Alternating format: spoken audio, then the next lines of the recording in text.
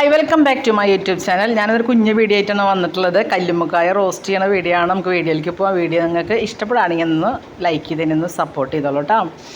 അതിന് തന്നെ സവാളയും പച്ചമുളകും ഇഞ്ചി വെളുത്തുള്ളിയും കുറച്ച് കറിവേപ്പിലും ചേർത്തിട്ട് വഴറ്റാനായിട്ട് മാറ്റി വെച്ചിട്ടുണ്ട്. കുറച്ച് വെളിച്ചെണ്ണയിൽ തന്നെ ഇത് ചെയ്യണം.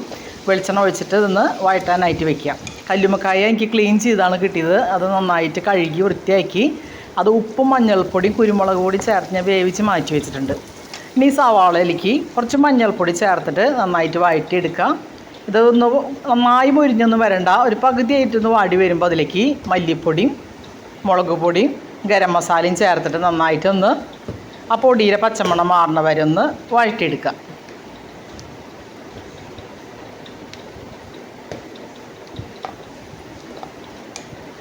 അതൊക്കെ നന്നായിട്ടൊന്ന് വാടി വരുന്ന സമയത്ത് ഇതിലേക്ക് തക്കാളി ഒന്ന് അരച്ചത് ഞാൻ ഇതിൽ ചേർത്ത് കൊടുക്കുന്നുണ്ട്. അതും കൂടി ചേർത്ത് ആ തക്കാളിയുടെ വെള്ളമയൊക്കെ ഒന്ന് വറ്റി എണ്ണ തെളിയുന്ന വരെ ഒന്ന് വഴറ്റിയെടുക്കണം. എണ്ണയൊക്കെ തെളിഞ്ഞ് വന്നിട്ടുണ്ട്. ഇതിലേക്ക് വേവിച്ച് വെച്ചിട്ടുള്ള കല്ലുമ്മക്കായ ചേർത്ത് കൊടുക്കാം. കല്ലുമ്മക്കായ ഇട്ട് കൊടുക്കുന്നത് ചേർത്ത് നന്നായിട്ട് മിക്സ് ചെയ്ത് ഒരു 5 മിനിറ്റ് നേരം ചെറു തീയിലൊന്ന് ഇടണം. കാരണം മസാലയൊക്കെ ഒന്ന് കല്ലുമ്മക്കായലേക്ക് ഒന്ന് പിടിച്ച് വരാനാണ്.